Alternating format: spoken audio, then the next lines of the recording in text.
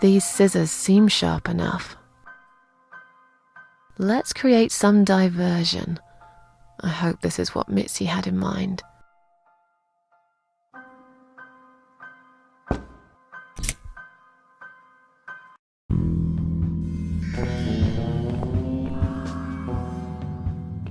Oh, not that again. What happened to the lights?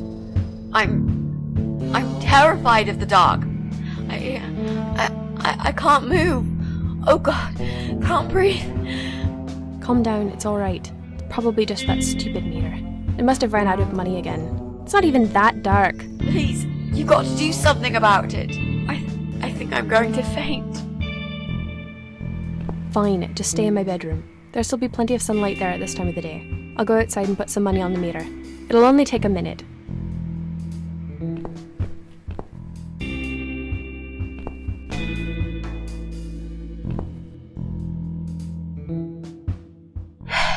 Right. Let's do it. Is that you, Mrs. Ashworth? What happened? No idea. Maybe it's a blackout, like in the old days. It's probably just the meter. Let me see.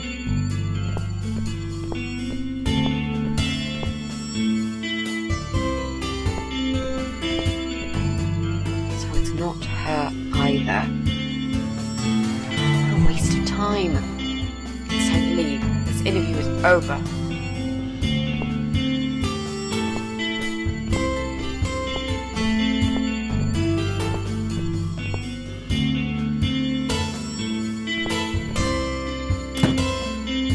I don't get it. The cable's been cut. But why would anyone do that? I think we're going to go now. This whole power cut gave me a terrible headache. Is that you, Mitzi? But we haven't finished yet. Have you changed your mind about the job? No, of course not. I'm just scared of darkness. And I still feel sick, you know. Perhaps we can continue some other time. I've had it. I'm getting a new fuse box. Was that you, Jesse? Yeah. How are you doing, Pauline? Well, we need the power back. Can you do something? Yeah, I can easily fix that. There's an electrical store that's open till late. I'll get some stuff and I'll be back before you know it. Bear in mind it's not just the fuse box, it's the cable this time. I'll get a new cable too, don't worry. But in the meantime, go home, find some candles and chill, yeah? Thanks, Jesse. That's awfully nice of you. Well, it was great seeing you, but we're going to leave now. Hello, Who's that? my name is Rita Tickle. Rita who? What the hell is going on here? Do you know this woman, Mrs. Ashworth? I've never seen her before in all my life.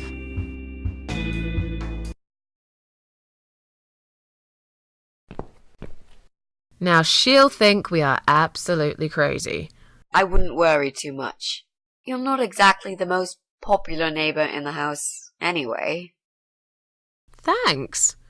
What? You don't actually care what those idiots think, do you? No, of course not. It's just that Pauline seems all right. I'm not too proud of causing her all this trouble.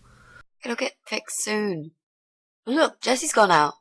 We can now get inside flat 7 and see what he's been up to. Okay, yeah, that sounds good.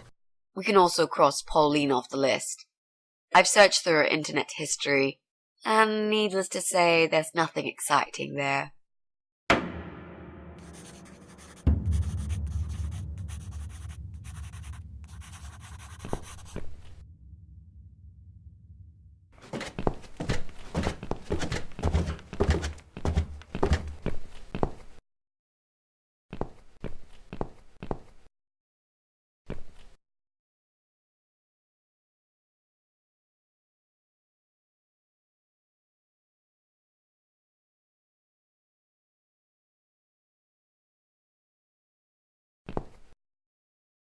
Now that he's gone, we can get inside. Yes, let's do that. I'll close my eyes and you pick that lock, Mitzi. Okay, but no peeking. I'd never. You've really hurt my feelings now. Yeah. Now close them.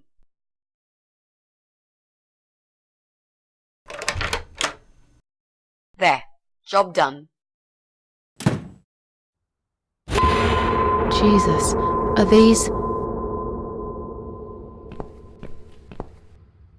Relax, Mrs. A. They're just Halloween masks. Oh, good. That's good. Because I swear, if I see another bloody head...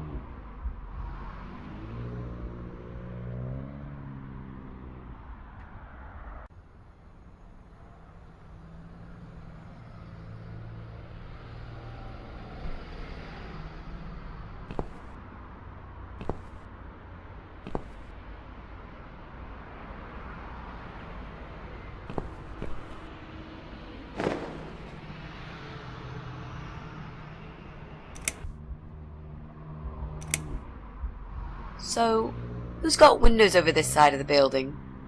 Well, Joe Davis lives right below. I guess we could also check one flat below Joe's. I just hope the cable's long enough. Let's find out, shall we?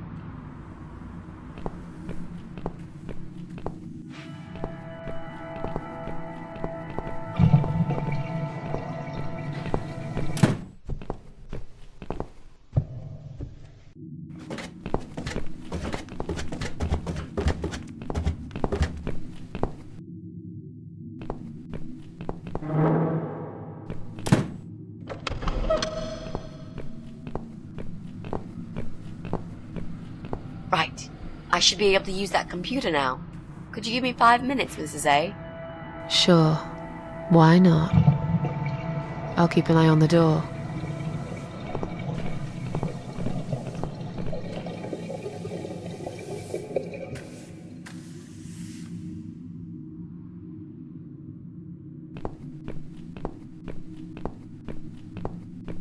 It's not him either. God damn it!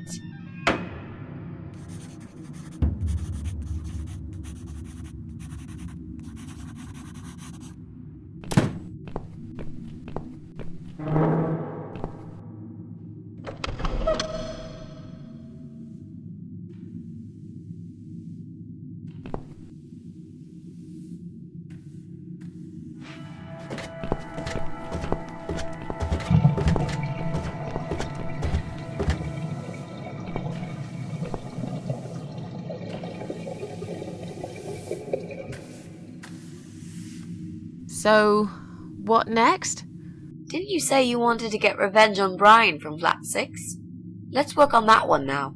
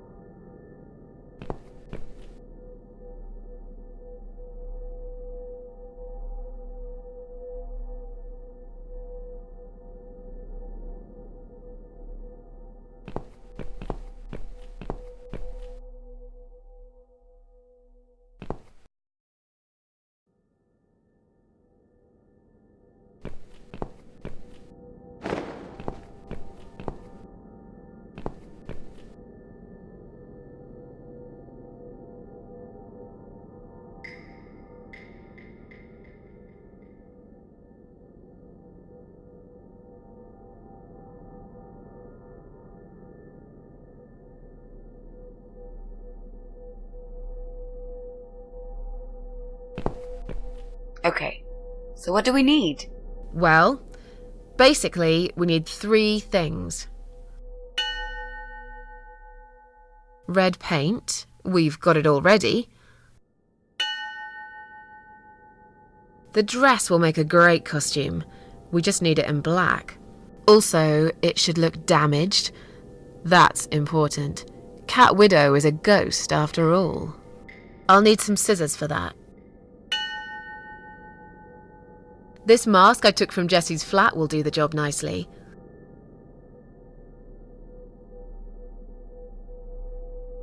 Okay, so what do we need? Well, basically, we need 3 things. Red paint. We've got it already. The dress will make a great costume. We just need it in black.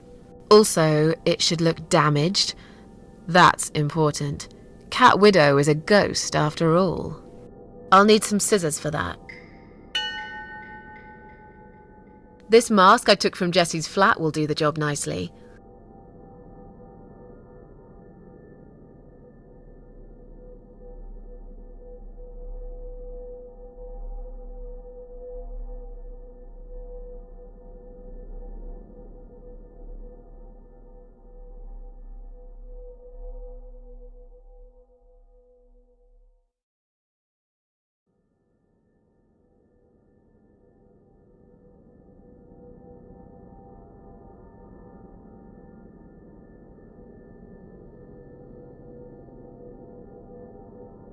So, what next? Didn't you say you wanted to get revenge on Brian from Flat 6? Let's work on that one now.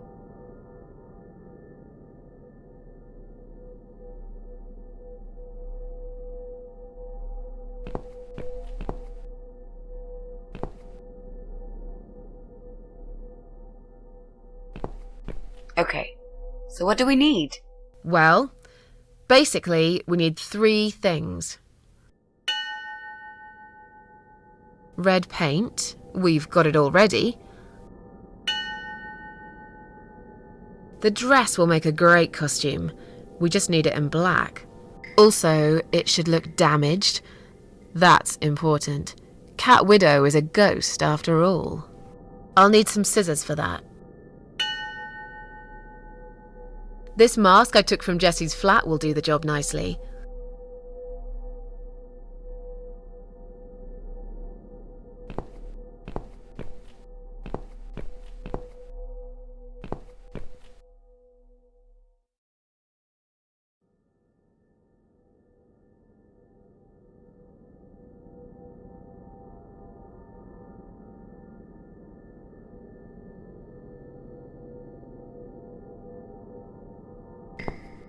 Okay, so what do we need? Well, basically, we need 3 things. Red paint, we've got it already. The dress will make a great costume. We just need it in black. Also, it should look damaged. That's important. Cat Widow is a ghost after all. I'll need some scissors for that.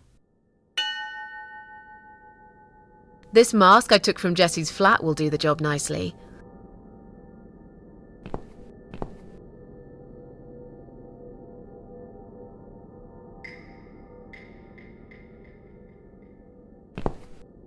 Okay, so what do we need? Well, basically, we need 3 things. Red paint, we've got it already. The dress will make a great costume. We just need it in black. Also, it should look damaged. That's important. Cat Widow is a ghost after all. I'll need some scissors for that. This mask I took from Jessie's flat will do the job nicely.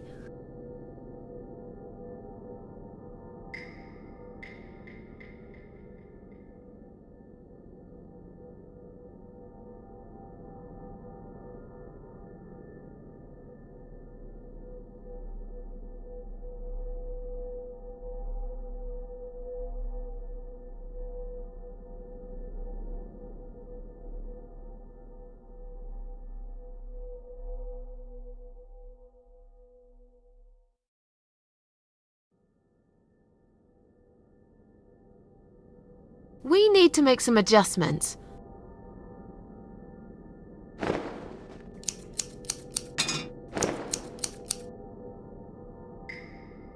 Now this is a dress worthy of the Cat Widow.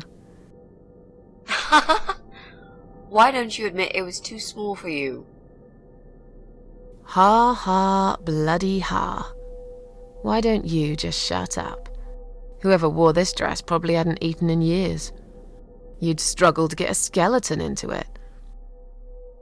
This is it. We've got all we need. Great! Are you going to tell me about the Cat Widow now?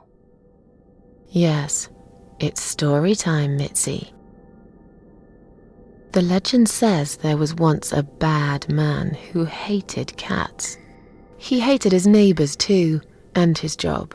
And when it rained, He'd curse and smash things. He hated his bald head and his weak, ugly body. He probably hated himself the most, although he would never admit it. I think I see where this is going.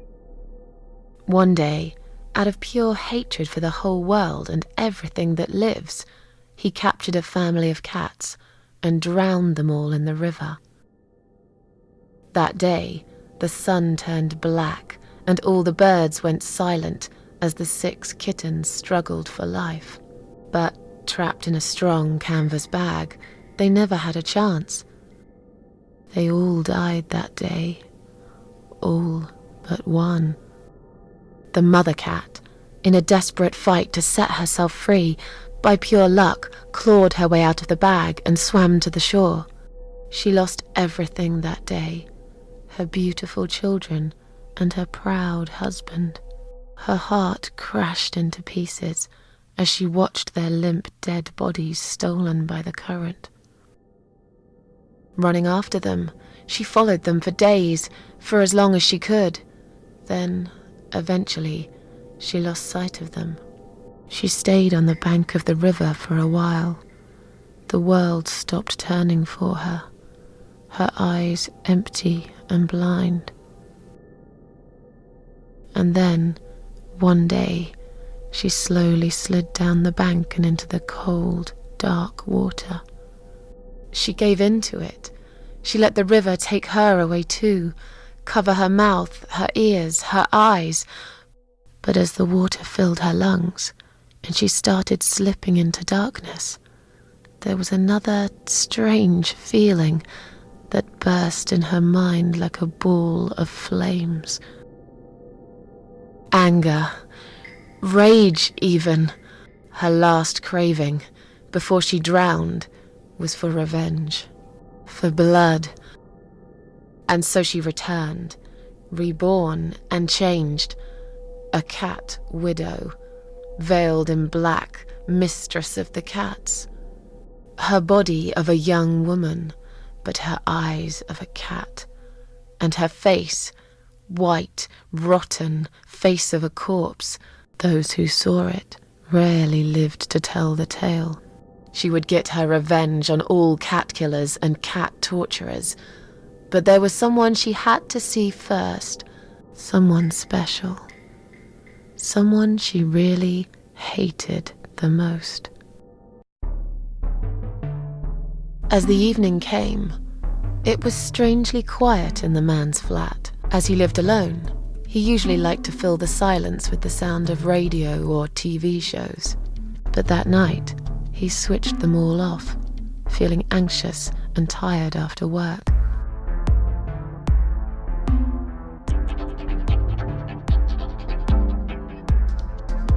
He tried to sleep, but couldn't. And for once, there wasn't anyone there he could blame for it. As he stared through the window, he kept thinking about how much he hated that view. He liked it once, a long time ago, when his wife was still there and they were happy together. Suddenly, he heard knocking on the door.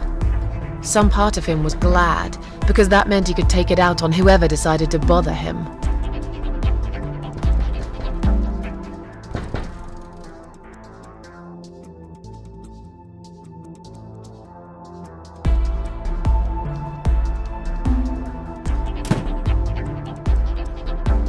There was nobody there. He almost felt disappointed, but before he turned to walk away, he suddenly noticed something down the hall.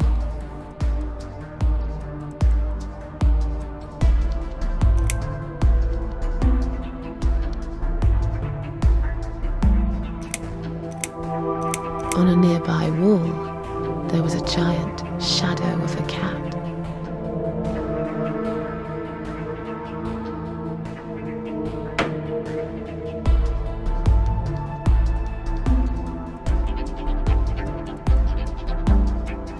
He stopped again. He couldn't believe his eyes.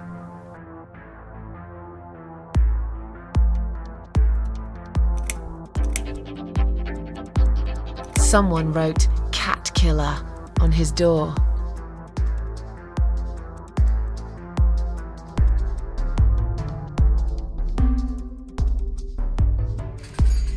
He had a passion for trains. Although he hated being a train driver, he had always enjoyed watching them move. But now, his train model was moving all on its own. He was absolutely certain he'd left it switched off. And yet, there it was, running at crazy speed, remote control missing. Something was seriously wrong, and that something had entered his home now too.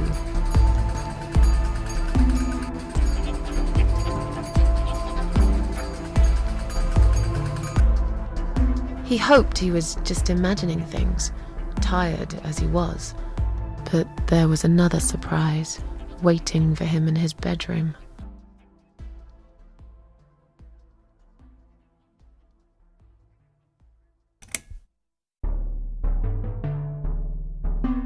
"Cat Widow is here" was written all over the wall.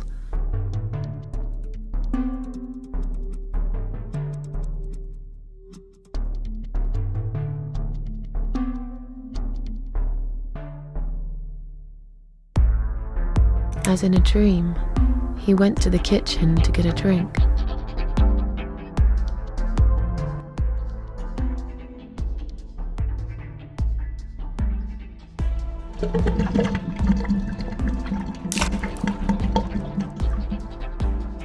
There was no water.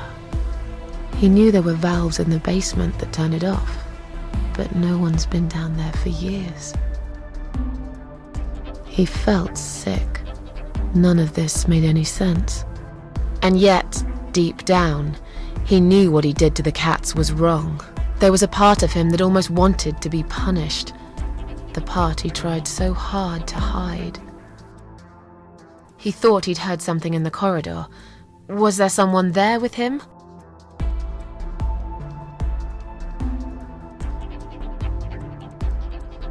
His head was spinning. He felt ambushed, trapped, like an animal. He had to get out of there. Getting really scared now, he decided to call the police.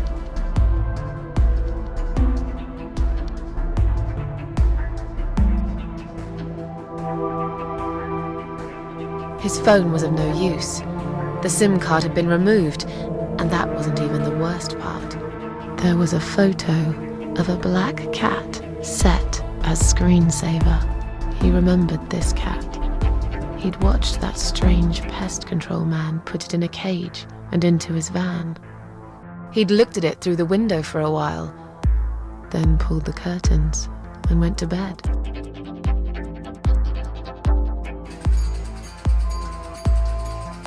He stopped, paralyzed. He'd heard something right in front of him. A whisper. More like a purr. She was there, in the dark corner of his living room, waiting. Black veil covering that pale, dead face. And yet, he could almost feel Cat Widow's eyes piercing through him.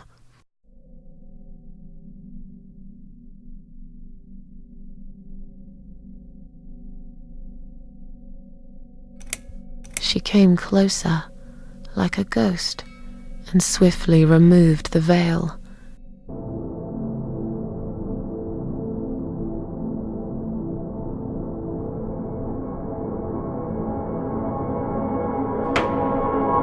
She came back for him, to take him to the river, to make him pay for what he'd done. As he looked into her eyes, he could feel the world spinning around him, his knees go weak, his pants suddenly wet around his crotch. As much as he hated life, he didn't want to die either. Inside, he was just a big, stinking coward. And then he fainted.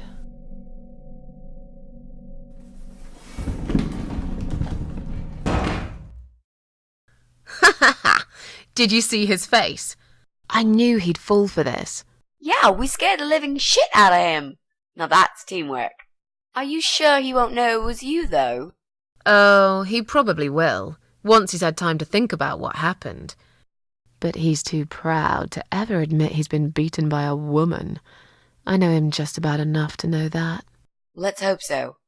I don't want you to get in trouble because of me. No. That was something I had to do for myself. And I feel much better for it. The only problem now is that we still haven't found Eye of Adam. Because it definitely isn't Brian. I've searched through his laptop and all I found was a load of porn. Let's cross him off the list.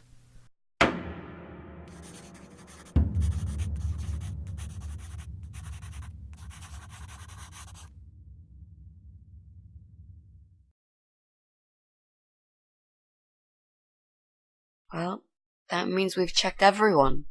We've hit a brick wall. Perhaps I was wrong. Maybe he doesn't live here at all. I think we need to sleep on it, and we might get some more ideas in the morning. Shall we head back home? Yeah, I do feel tired.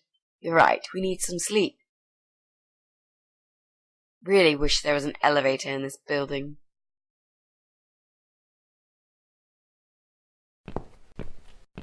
What's that? A note? What does it say, Mrs. A? You will not believe it. Meet me at midnight, both of you. I will wait. Flat 5. Door will be open. Do not fear. Eye of Adam. Flat 5? That's the old guy. Can't be. It can't be him. I guess we'll find out. At midnight. We've got a few hours until then. Let's get some coffee.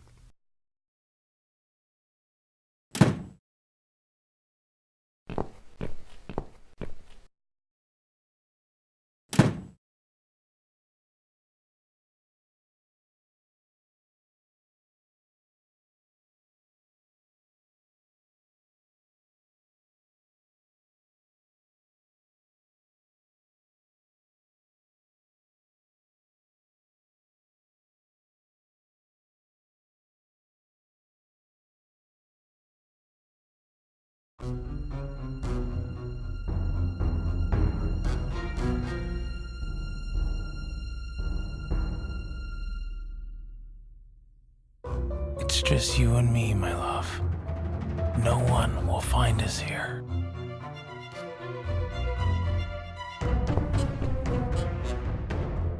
Stop worrying, Ivy. It will be all right. I will always love you. You know that. I'm gonna make you all better.